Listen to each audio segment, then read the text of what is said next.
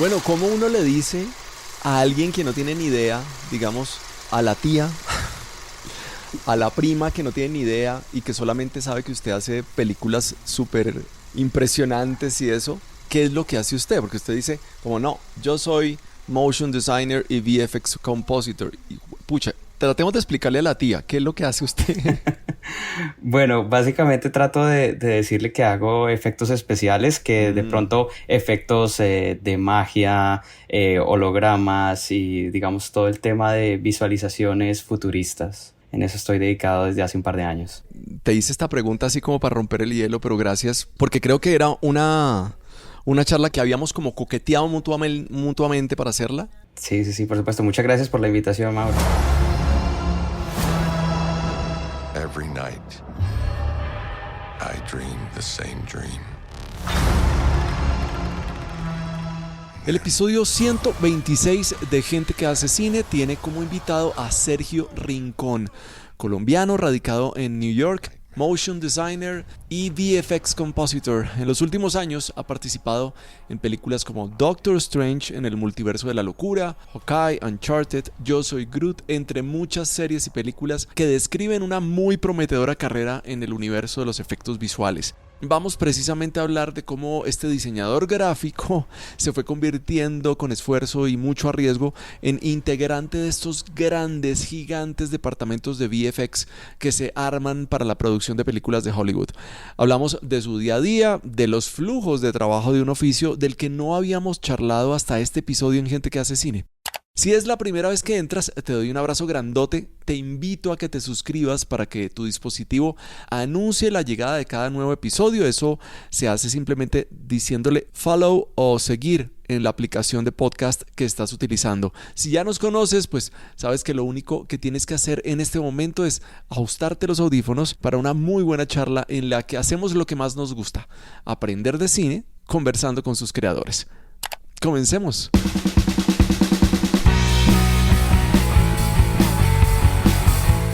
En este momento, en Nueva York, ¿qué estás haciendo? ¿En dónde estás trabajando ahora? Bueno, ahorita estoy trabajando de manera remota para un estudio que se llama DNEC, que DNEC es el estudio que ganó el Oscar a Mejores Efectos Visuales por la película Dune este año. Y pues estoy trabajando de manera remota, estoy trabajando para varios proyectos, estoy trabajando para una serie de Apple TV que se va a estrenar el año entrante en abril, que se llama Extrapolations, y para una serie de Netflix que pues va a sacar su tercera temporada, que es la serie de Witcher. No, pues estás trabajando súper bien, pero me llama mucho la atención el tema de lo remoto. La pandemia ayudó a desarrollar esos trabajos remotos, sobre todo para gente que necesita tanta máquina en casa. Escuché algo de eso hablando, digamos, como con Andrés Porras desde el tema del montaje. Pero una cosa es montaje y otra cosa es efectos especiales. Cuéntame un poquito de eso, porque yo me imaginaba que vos estabas en una estación de trabajo, en el estudio, toda la cosa. ¿Cómo está funcionando eso ahora? Pues mira que desde hace 2 años he trabajado la mayor parte del tiempo remoto. Trabajé para un estudio en Los Ángeles, remoto, para otro en San Francisco. Ahorita el estudio donde estoy trabajando, la oficina está en Montreal, pero estoy trabajando aquí desde Nueva York.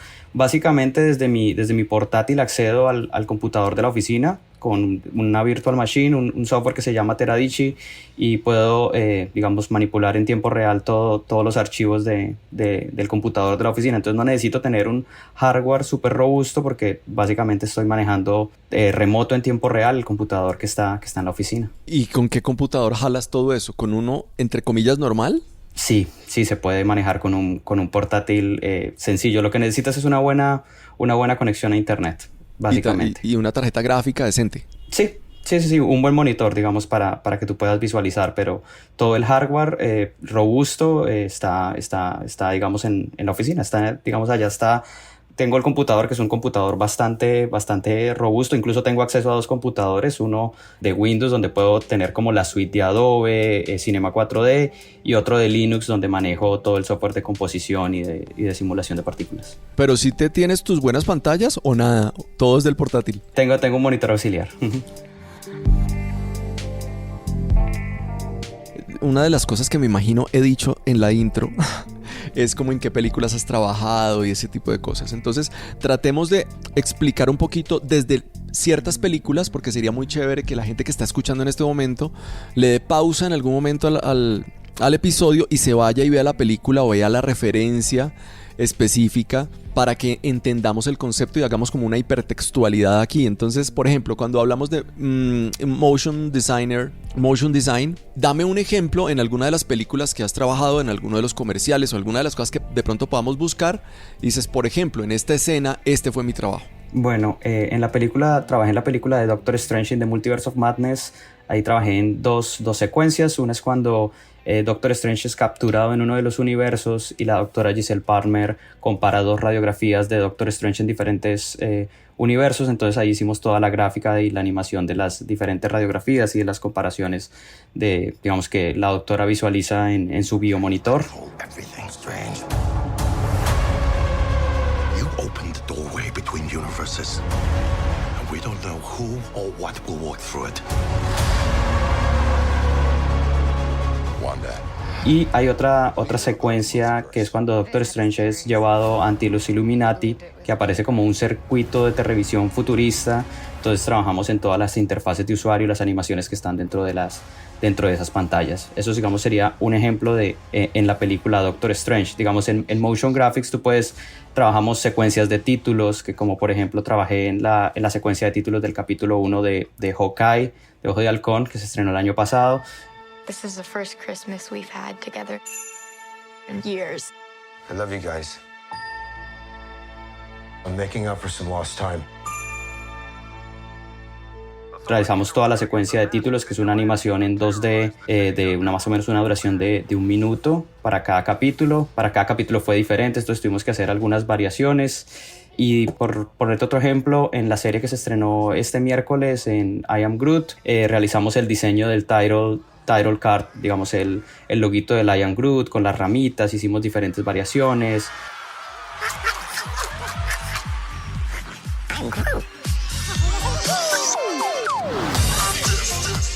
También un poco el intro donde aparece el logo de Marvel, entonces ahí jugamos con diferentes versiones para que el cliente nos aprobara, pero la idea era generar como, digamos, algo un poco más como un poco más enfocado a un público infantil. Entonces, por ponerte algunos ejemplos. Súper, pero entonces estamos hablando de secuencias. Aquí me estabas hablando de 1 minuto. Las de Doctor Strange, ¿de cuánto estamos hablando? No, esas secuencias son súper corticas. Digamos que la secuencia de los shots de cuando Doctor Strange está con los Illuminati son secuencias cortas. Son un par de shots que duran aproximadamente 12 segundos. Y el biomonitor de la doctora Giselle Palmer son 2 shots y dura 6 segundos. Son, secuencias cortas, pero que se trabaja bastante tiempo. Por ponerte un ejemplo, en las pantallas de los Illuminati trabajamos aproximadamente unos 2 meses, un grupo de 4 o 5 artistas. ¡Wow! Aquí es un tema de paciencia, ¿o no? Porque tú el resultado no lo puedes ver y creo que estamos en una... Tú eres muy joven, lo calculo. ¿Qué edad tienes tú? Tengo 33 años. Sí, pero eres muy joven, pero probablemente cada vez incluso las nuevas generaciones están acostumbradas a que... Ayer no sé por qué terminé viendo una entrevista tuya que te hizo Alejo de Movies. Y me terminé metiendo en Filmora, que es como este software de edición así como súper rápido, y entonces efecto zoom, efecto tiembla de cámara, que son cosas que uno antes hacía, digamos, como de una manera muy manual. Ahora es simplemente jalar el efecto y ya tienes, si la máquina te rinde, tienes el efecto instantáneamente. Tú no trabajas con eso. ¿O no? Sí. Tú trabajas con la paciencia y cómo funciona eso y cómo pensar en algo que va a verse en 2 meses y eso.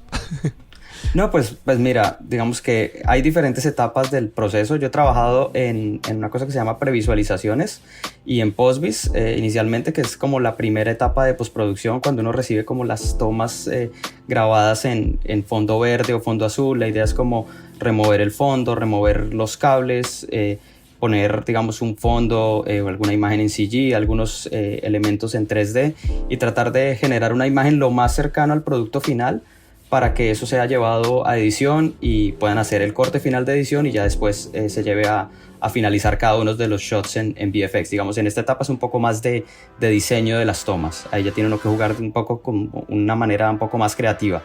Ya cuando estás finalizando ya se ha pasado por todo el proceso de diseño, de conceptualización, y ya de pronto es un poco más técnico, poco tú tienes que finalizar y dar los últimos toques, digamos, integrar todos los elementos que fueron grabados con los elementos que fueron generados en computador y generar un poco el look final de la película. Entonces depende de la etapa del proceso en donde estés, puede ser un poco más creativo o un poco más técnico. Ah, ya. O sea, cuando hablas de previsualizaciones, tú también has trabajado, digamos, como en esas diferentes etapas, y cuando entregas una de estas previsualizaciones, se la entregas a otro equipo que va a hacer finalizaciones y va a meter otras cosas, ¿sí o no? Sí, ¿Has estado, digamos, como en todas las etapas? Pues he trabajado tanto en previsualizaciones, en algo que llaman post-vis, que es después del rodaje ya uno empieza a hacer una previsualización, pero ya teniendo el material grabado, y ya en finalización también he trabajado haciendo composición, que es integrar todos los elementos o agregando algunos, digamos, hologramas o algún tipo de interfaz de usuario futurista para las tomas. Claro, uno ve en los créditos la cantidad de gente que está en VFX. Eso es una cosa impresionante. O sea, me estás diciendo que 4 personas trabajaron para secuencias de unos cuantos segundos. Sí, y en estas películas, más o menos todo es eso. Hasta la escena más dramática está filmada con un fondo verde y no hay explosiones ni nada. ¿Son muchas empresas entonces? O sea, no solamente, digamos, una empresa se encarga de ciertas secuencias y otra empresa, o es una empresa haciendo toda la película. Discúlpame la ignorancia, pero me parece súper chévere conocer cómo funciona la producción en ese sentido. No, son muchísimos estudios que van, digamos, dependiendo de la etapa del proceso. Algunos se especializan en hacer previsualizaciones, otros se especializan en hacer, digamos, todo el tema de cleanup, de borrar elementos, de hacer el green screen. Otros se especializan en hacer el tracking 3D, que es generar una cámara en el software basado en el movimiento de la cámara real. Y otros, digamos, hay muchas empresas que intervienen en todo el proceso de VFX. Más o menos por película pueden ser entre 200 y 400 personas por película, y hay por lo menos 5 a 10 estudios que trabajan en cada una de estas películas que tienen tantos efectos visuales. ¿Qué relación tienes con el crew de la película? Digamos, ahorita se ha empezado a hablar, y tanto en las series también, digamos, como de cargos específicos, como digamos el showrunner, ¿no? Que el que verifica todos los arcos de la película, pero que también a veces es un productor, pero que también a veces es como un jefe de cuarto de guionistas. ¿Qué contacto puedes llegar a tener con esas personas del crew? Porque me imagino que te entregan cosas muy específicas, sobre todo cuando tienes que finalizar, para que, claro, el look de la película sea el de la película, a pesar de que sea hecho por muchas personas de muchos estudios. Pues la verdad es que no tengo, digamos, contacto directo con el crew de la película, o con digamos que cada estudio tiene sus supervisores internos y cada departamento tiene sus supervisores internos. Entonces te pongo un ejemplo. Yo trabajo ahorita en DINEC para el departamento de Motion Graphics, que tengo un supervisor del show. Ese supervisor tiene un supervisor del departamento de Motion Graphics, luego habla con el supervisor del cliente, que viene siendo el estudio que, digamos, que está trabajando la película, y ellos ya después con sus respectivos supervisores, directores. O sea, es un flujo bastante, claro, digamos... la cadena está bien lejos para llegar allá. Sí. Eres una hormiguita dentro de toda esa cadena gigante. Pero sí, hay un supervisor entonces que ya te ha filtrado toda la información y te llega con cosas absolutamente claras. Sí, claro. Digamos que en algunos casos tiene uno contacto directo con el supervisor de efectos visuales del show, no el de Motion Graphics, y también de pronto con algunos casos con el supervisor del cliente. Puede ser de Marvel, digamos, puede uno hablar con el supervisor, pero muy rara vez tiene uno contacto con alguien, digamos, de un rango superior. Bueno, lo que debe estar preguntándose mucha gente acá es, bueno, ¿y cómo hiciste para llegar a donde estás ahí en ese momento? Obviamente hiciste toda una carrera de diseño gráfico, después me comentabas que pasaste por la Escuela Nacional de Cine ya hace como unos 10 años, que hubo un diplomado internacional de VFX. Después pasaste por el SENA, después te fuiste a una beca en Colfuturo, pero ¿cuál crees que fue la vuelta de tuerca realmente que dijo, bueno, aquí me llamaron de este estudio?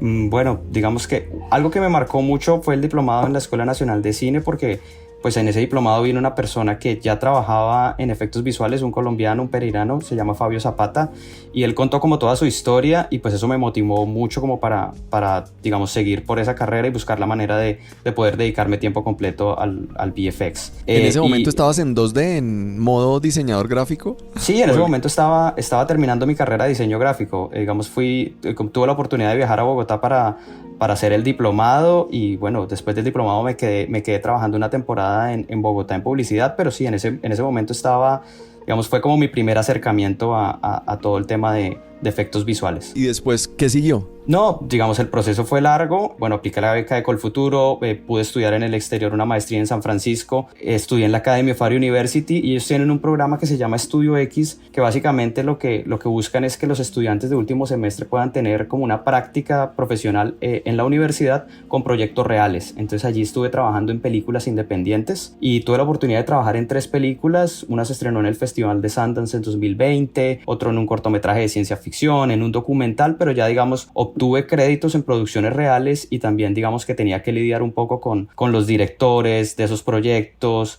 tenía que lidiar con todo el tema de deadline, con las especificaciones técnicas, entonces ahí ya un poco me familiaricé con todo ese proceso y creé un reel, obtuve mis créditos y ya con eso apliqué a diferentes estudios. Fue un poco complicado porque fue a principio de pandemia, entonces en ese momento como que los estudios ninguno estaba contratando, sino que por el contrario estaban despidiendo personas y bueno, digamos que la pandemia me puso un poco las cosas más difíciles, pero también me dio la oportunidad de trabajar remoto para un estudio en Los Ángeles que se llama The Third Floor. Ahí empecé haciendo previsualizaciones y ahí trabajé en Uncharted, que se estrenó este año, que es protagonizada por Mark Wahlberg y Tom Holland, y después de eso seguí con Doctor Strange y bueno, ya hasta el momento llevo más o menos unas 10 producciones en las que he trabajado. Bueno, pero buenísimo, contento. ¿Trabajas solo ahí en la casa? Bueno, la gran mayoría del tiempo he trabajado aquí en la casa. Trabajé en un estudio en Nueva York que se llama Perception, en el que trabajamos de manera como un modo híbrido. Trabajamos 2 días en oficina, 3 días en casa, pero sí, digamos que es un poco, o sea, como que extraño un poco el tema de tener el compañero de trabajo al lado para decirle, oye, mira, ¿cómo te parece esto? Para aprender un poco de lo que está haciendo. Eso siento que me hace falta un poco esa experiencia, pero también es bastante cómodo trabajar desde casa. Bueno, ¿cuáles son los dailies? Porque uno dice, si vamos a hacer este proyecto de 6 segundos en 2 meses, pues al día, ¿cuánto avanzo? O sea, ¿cómo es la vuelta con eso? ¿Cómo funciona? Depende. Si estás en etapa de conceptualización, entonces tú tienes que presentar propuestas, básicamente una propuesta diaria, recibes feedback de tu supervisor o del supervisor de efectos, haces los respectivos ajustes y vas, digamos, hasta que te aprueben el concepto, para después ya empezar a desarrollar la toma final. Ya cuando tú tienes un concepto aprobado y ya digamos tienes que hacer todo el tema de ejecución, la idea es ir presentando una versión diaria. Depende de lo complejo de la toma. Pero sí, normalmente yo digamos tengo una reunión a las 9 de la mañana con mi supervisor donde hablamos de las tomas del día anterior, hace comentarios, algún tipo de ajuste y finalizando la mañana, 12:30, 1 del mediodía, hacemos otra revisión para al final del día también hacer algunos ajustes para tener una versión, digamos, para presentar el próximo día al supervisor de efectos visuales. La idea es sacar una versión diaria.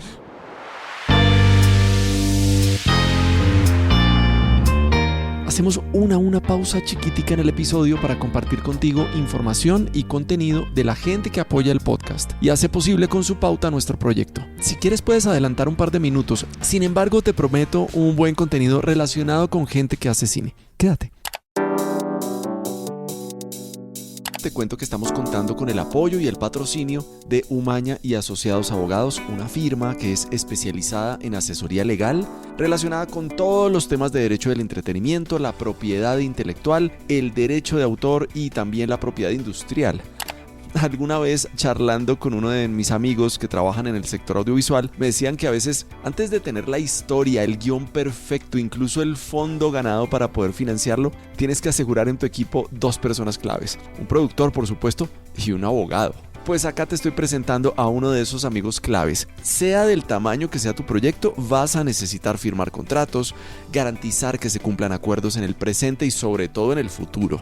Omar Javier Umaña es la cabeza de esta firma, con él hablamos en el episodio 89, así que si quieres conocerlo un poco más, vete para allá, lo escuchas y si quieres contactarlo, te dejo aquí su web, que es www.umanaasociados.com, como Umaña, pero sin el simbolito de la ñ.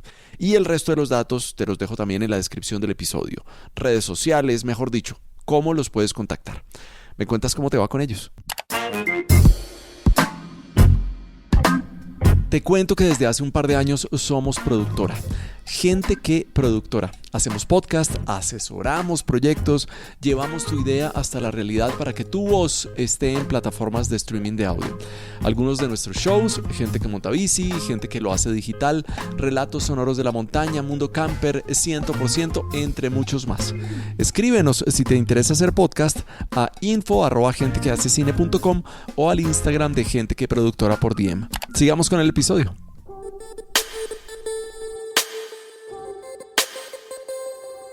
¿Puedes hacer otras cosas o estás clavado haciéndole de 9 de la mañana hasta qué horas? O sea, normalmente mi horario es de 9 a 6, a veces es un poco más largo, a veces un poco más corto, depende de la etapa en la que estemos en el proyecto, porque hay algunos proyectos que cuando están empezando pues hay unos tiempos un poco más flexibles, ya cuando estamos entregando el proyecto pues los deadlines son cortos y tenemos que correr, incluso hay que dedicar algunas horas de más en la noche, pero sí, normalmente la idea es trabajar de 9 a 6. Y no es tanto, digamos, como que básicamente tú tienes que estar pendiente de tus entregas y tus tareas. No importan tanto las horas en las que trabajes, lo importante es que tengas al final del día una versión para presentar al día siguiente. Total. Oye, háblame, ya me diste ejemplos, por ejemplo, de la Doctor Strange, perdón, y ahorita hablabas una con Mark Wahlberg y Tom Holland. Sí, esa película ya se estrenó. ¿Y ahí en qué trabajaste? Ahí trabajé haciendo algo que llaman post-vis, que era lo que te contaba. Recibimos las tomas, hacemos extracción del fondo verde, removemos todos los cables y tratamos de hacer una toma lo más cercana a la toma final para que la lleven a edición y hagan el corte final de edición. Ya. Ahí trabajé en la secuencia final de la película, que es una secuencia en la que aparecen unos botes voladores que están colgados de unos helicópteros.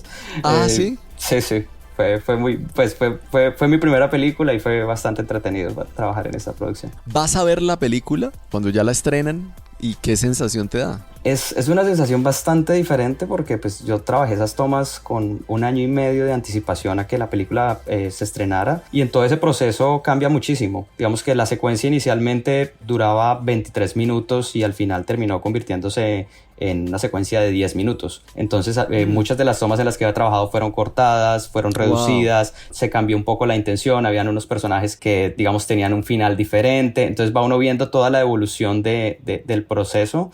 Pero es interesante porque siente uno como si la viera por primera vez, porque es un producto totalmente diferente al que uno había trabajado. Es que en el montaje se vuelve a hacer la película. Totalmente.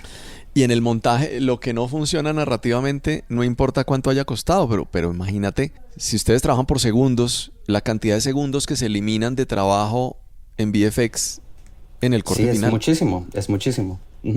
Wow. Igual me pasó en Doctor Strange porque había una secuencia de Carmontage, que esa secuencia era bastante larga, eran más o menos unos 25 minutos y terminó siendo un poco menos de la mitad. Iba uno viendo, digamos, cómo se pule, pero cómo se cuenta la historia, y hay muchos detalles que no eran necesarios y se da uno cuenta cómo digamos, eso hace un poco como que ayuda al ritmo de la película. ¿Has trabajado en post-vis, has trabajado en visualizaciones, en general en motion design y en composición, pero ¿qué te gusta más? ¿Qué disfrutas más? Yo disfruto más lo que me encuentro haciendo ahorita, que es motion graphics. Básicamente estoy haciendo visualizaciones futuristas o un poco efectos mágicos para series, películas. Hace poco trabajé en una serie que se llama Extrapolations. Es una serie de Apple TV que es, digamos, un poco como un futuro distópico, y tiene muchos elementos holográficos, tiene muchos elementos futuristas. Entonces es bien interesante porque uno puede jugar como con cosas que no existen, un poco llevar como la tecnología un poquito más allá de lo que ya está, y es bastante interesante jugar con eso. Además, digamos que tengo que en algunos casos diseñar los elementos, hacer las animaciones de los diferentes elementos, luego llevarlo a composición e integrarlo con las tomas de acción real. Entonces es un proceso que me gusta bastante. ¿Qué haces o sea, ese material nunca te quedas tú, o lo puedes como descargar en baja para tus reels? Porque eso me imagino que lo trabajas a unos tamaños gigantes, a unos pesos gigantes, y me imagino que tienes todo un tema de cláusulas de confidencialidad. ¿Qué puedes hacer? ¿Qué no puedes hacer? ¿Con qué te puedes quedar? ¿Con qué te puedes quedar? es complicado por lo que tú dices, por todo el tema de los acuerdos de confidencialidad. En algunos estudios son un poco más celosos con la información. Por ponerte un ejemplo, en Terflor solamente podía pedir los archivos en los que trabajé 90 días después de que la película fuera estrenada. Y luego de que ellos me envían los archivos, me mandan como otro acuerdo de confidencialidad en lo que dice que solamente puedo compartir esa información en un video, en Vimeo, con clave, que no la puedo compartir en redes sociales, que solamente como para mi reel, como para digamos, para buscar trabajo o para aplicar a otros estudios. Entonces, en algunos lugares son bastante celosos con la información. En otros estudios como Perception, por decir algo, una vez la serie es estrenada en streaming, cuando ya es como de dominio ya público, pues. ellos publican algunas tomas o algunas imágenes en las que trabajamos en el estudio, y una vez ellos los publiquen, yo ya puedo compartirlo sin ningún problema. Entonces, pero incluso en conferencias. ¿En conferencias? Pues, depende. Para conferencias, si las conferencias no son transmitidas por streaming o no son transmitidas en vivo, son un poco más flexibles en temas, por lo que son temas un poco como más educativos. oye, ¿qué te está sorprendiendo de la tecnología? O sea, a mí me sorprende que vos puedas estar trabajando desde tu casa, pero no es en un Zoom ni en un Drive. Estás trabajando en una tremenda maquinota y la máquina te está respondiendo. Eso me parece tecnológicamente sorprendente. Pero ¿qué más te está sorprendiendo? O por ejemplo, cuando tú estabas diciendo es que puedo hacer cosas, jugar con la no realidad. ¿Estos programas hasta dónde están llegando? ¿O descubres que en el manejo de la herramienta tiene tantas posibilidades que puedes hacer miles de cosas? ¿Qué cosas están pasando tecnológicamente en el campo tuyo? Bueno, a mí lo que más me sorprende en estos momentos es el real time.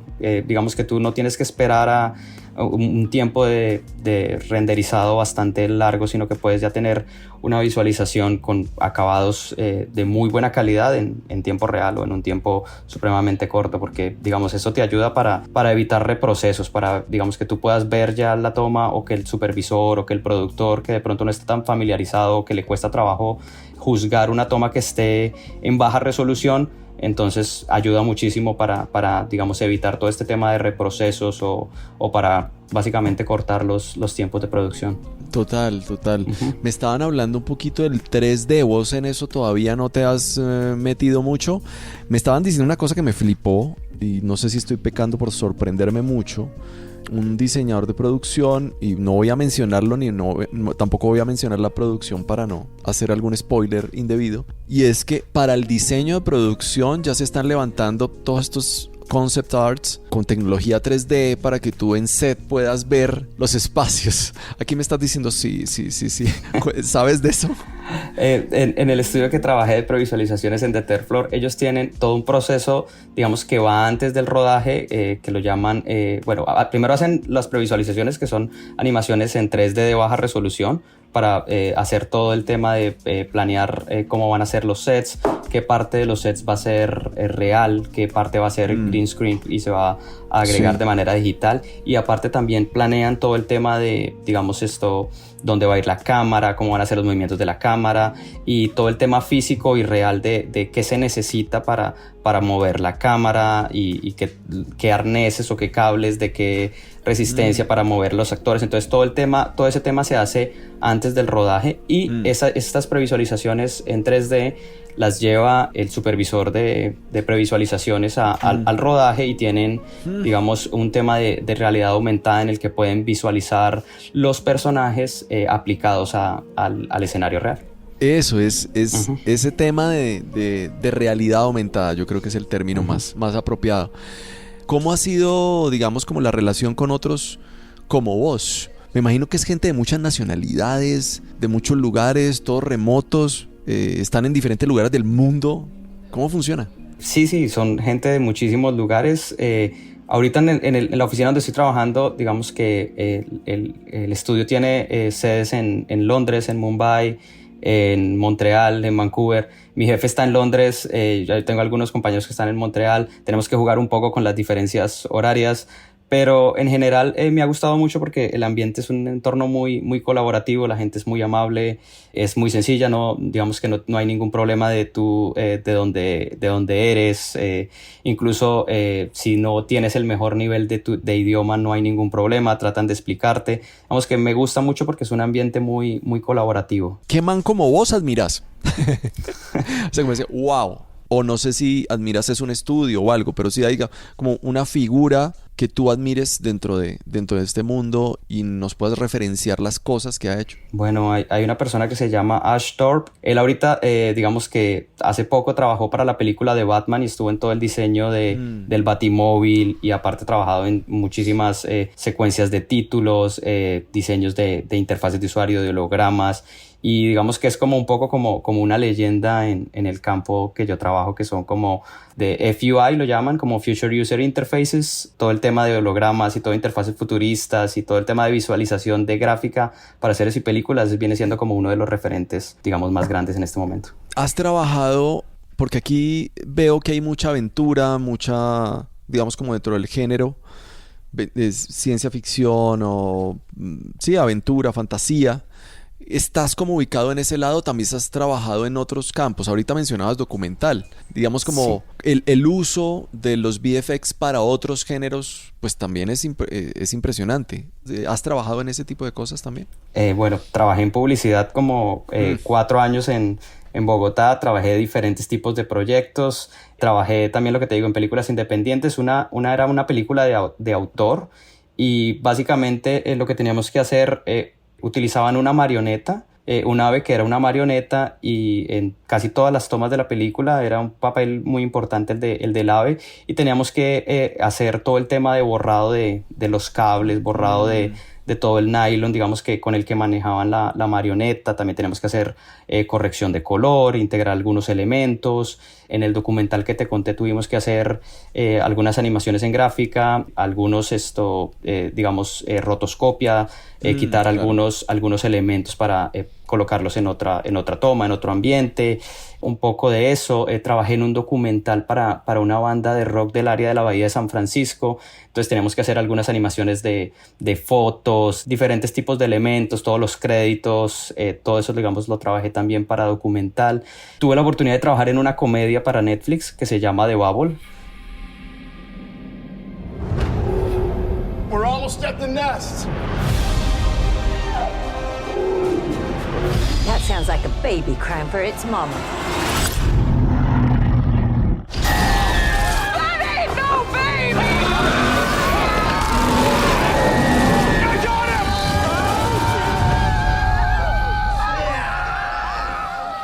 him! La comedia está ambientada en un escenario de que estamos en la pandemia, y entonces ellos quieren grabar una película en la pandemia. Entonces es mostrando cómo grababan la película en la pandemia. Entonces tiene muchas tomas en las que hay con fondo verde, agregan algunos elementos en 3D o CG, pero digamos con el enfoque de comedia. Entonces fue bastante interesante eso. Sí, esos son los... Y pues lo que tú decías, ya digamos en tema de superhéroes, de ciencia ficción, de fantasía, sí es en lo que más me he movido. ¿Para dónde quieres ir? ¿Quieres quedarte acá donde estás y seguir aprendiendo? ¿O te atreves en algún momento a meterte del lado narrativo? ¿Para dónde quieres ir? Pues yo pienso que el lado narrativo es otro mundo total y completamente diferente. Digamos que es, como lo llaman aquí, es otro set of skills. Tú tienes que aprender algo totalmente nuevo. Digamos que mi formación ha sido mucho más en el campo técnico y creativo, pero en el campo visual, de narrativa, he aprendido muy, muy poco. Estudié, digamos, algunos semestres de artes audiovisuales, una carrera en Bucaramanga, pero digamos que ahí como que conocí el campo de la postproducción y decidí seguir por ese camino. Entonces creo que mi intención es como seguir aprendiendo y seguir, digamos, escalando un poco más en el organigrama o digamos en los diferentes cargos de la organización. Claro, llegar a ser el supervisor del supervisor del supervisor allá arriba. Oye, ¿por qué Nueva York?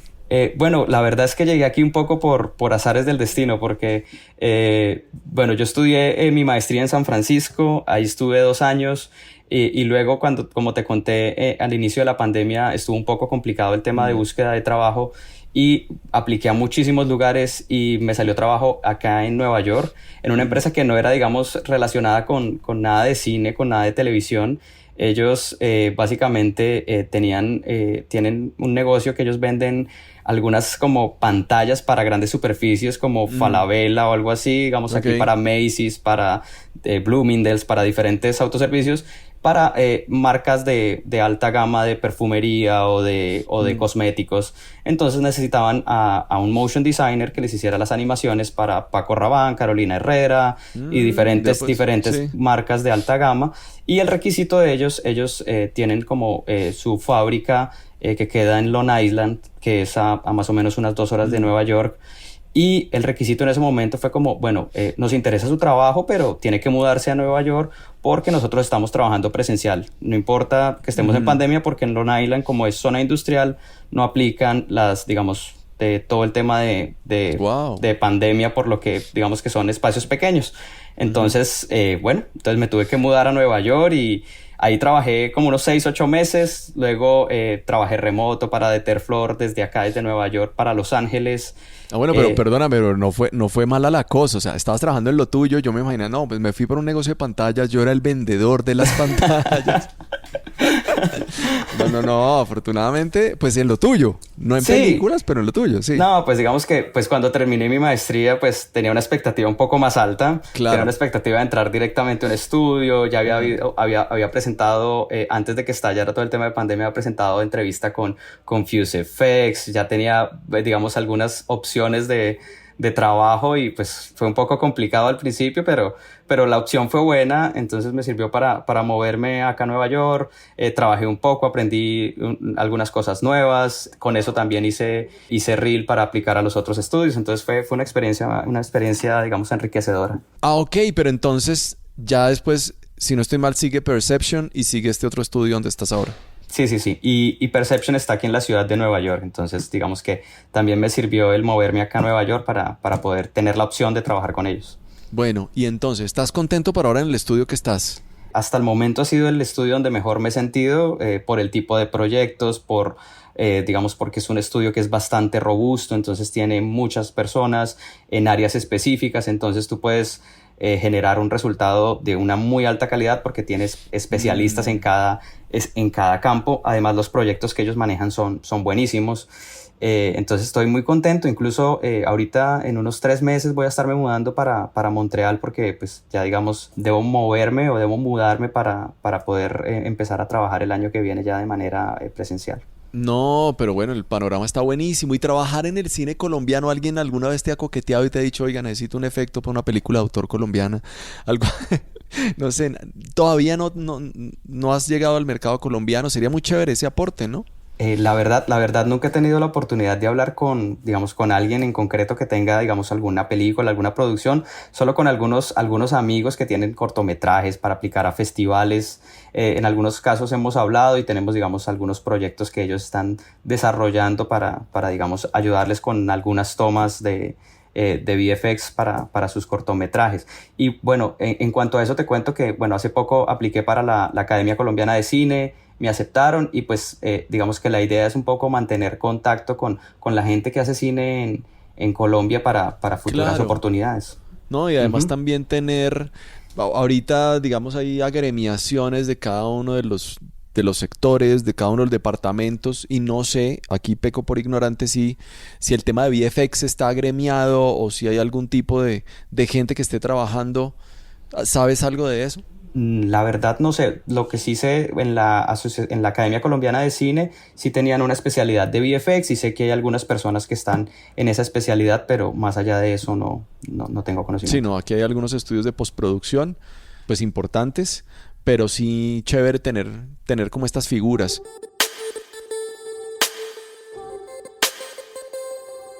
Hablemos un poquito de gustos de cine. ¿Usted está metido todo el día viendo superhéroes o de vez en cuando se ve otras películas? Pues mira que trabajo, digamos, en este tipo de producciones y me gusta trabajar en estas porque es donde más puedo desarrollar el tipo de habilidades o el tipo de trabajo que me gusta hacer. Pero me gustan las historias que tienen o las películas que tienen pocos efectos visuales. Me gusta un poco más el drama. Entonces sí tengo como que en mis ratos libres trato un poco de salirme de el género de fantasía o de superhéroes, porque no es mi género favorito y además que ya lo veo como desde un punto de vista crítico. Entonces ya empiezo a mirarlo y empiezo a analizarlo. Empiezo a mirar como, bueno, esto cómo lo hicieron, esto quién lo trabajó. Y es un poco más como tema de análisis y de referencias y no tanto como digamos, de sentarme a disfrutar la película. Sí, no, ya ves Harry Potter 1 y te raya el ojo ahí como, uy, Dios mío, eso se nota mucho. ¿Sí o no? Algo así. Claro, no, como se dieron garra, pero igual uno se la vio y feliz y toda la cosa. Bueno, y de cine colombiano, ¿estás tratando de ver algo? ¿Estás relacionado con él? ¿Alguna película que te haya llamado mucho la atención? Aquí hablando ya por fuera del tema del VFX y todo este tema. Pues la verdad es que estoy un poco desactualizado de cine colombiano. Lo que te conté de la Academia Colombiana de Cine lo busqué pensando en eso porque ellos me contaron que tenían una plataforma que se llama Veo Macondo, donde tengo digamos, tendría acceso para películas colombianas, incluso para votar para los premios Macondo, para diferentes premios. Entonces me interesa un poco conectarme con el cine colombiano. Estoy bastante desactualizado, pero sí, digamos que hay algunas películas. Yo recuerdo haber escuchado algunos episodios del podcast en lo que tú hablabas sobre el apocalipsis zombie de películas colombinas y hay un par que me gustaron bastante. Yo, digamos que recuerdo las películas de Andy Weiss cuando vivía en Bogotá, que vi la de Roa, me gustó muchísimo, la cara oculta me gustó bastante. Ese tipo de películas, digamos, me llaman bastante la atención. Recuerdo una que, Satanás también me gustó bastante. Digamos que el cine de él me llama mucho la atención. Y bueno, también de pronto hay una película que recuerdo que se llama La Lectora, que también me gustó. Sí, más o menos ese tipo de producciones colombianas son las que más me llaman la atención. Bueno, listo. Y Andy Weiss está por allá por Estados Unidos produciendo cosas, así que pues súper interesante. Viejo Sergio, hermano, muchas gracias. Aprendí un poquitico nada más. Yo creo que esta charla debió haberse hecho con una pantalla, una clase. Pero bueno, no, me parece súper bacano que haya gente nuestra trabajando en estas huestes y que ojalá pues haya más colombianos que lleguen y escalen hasta donde estás llegando. ¿Conoces más colombianos que estén como por ahí? Sí, si te digo, hay un grupo grande de colombianos distribuidos por todo el mundo que están trabajando en VFX, en diferentes departamentos, en composición, en modelado 3D, en animación. Incluso hay un paisa con el que he hablado un par de veces que trabaja en el departamento de grooming, que es el que hace todas las simulaciones de pelos para personajes y criaturas. Hay colombianos que están trabajando y están, digamos, haciendo un trabajo muy bueno a nivel mundial en diferentes estudios y bueno, la idea es que, digamos, como compartir un poco la experiencia para que la gente se motive y se arriesgue un poco a aplicar a los estudios y a trabajar fuera del país. Perfecto. Dejamos entonces en la descripción del episodio todas las redes, página web y todo por si te quieren contactar y nada, empezar a hacer red, ¿no? Para seguir hablando de este tema de los VFX y de este mundo, pues, de crear mundos y universos. Por supuesto. Muchísimas gracias, hermano. Mauro. No, a vos. Desde hace rato teníamos muchas ganas de hablar con Sergio. Nos intercambiábamos uno que otro like en redes y bueno, al fin se dio nuestra charla. Y si te encanta todo esto de los VFX, pues continúes el camino para que puedas trabajar como él en la industria del entretenimiento. Te dejo sus redes y más info en la descripción del episodio. Dinos cómo te pareció este capítulo de Gente que Hace Cine. Escríbenos a info@gentequehacecine.com o a nuestras redes sociales. Estamos en todas, Instagram, Twitter y Facebook como Gente que Hace Cine. También tenemos una web que es gentequehacecine.com. Ahí encuentras todos los episodios. Gabriela Romero gestiona nuestra web, Camila Guerrero es nuestra asesora de producto, la música del cabezote principal es de Diego González y yo soy Mauro. ¿Qué tal si nos seguimos escuchando? Chao, chao.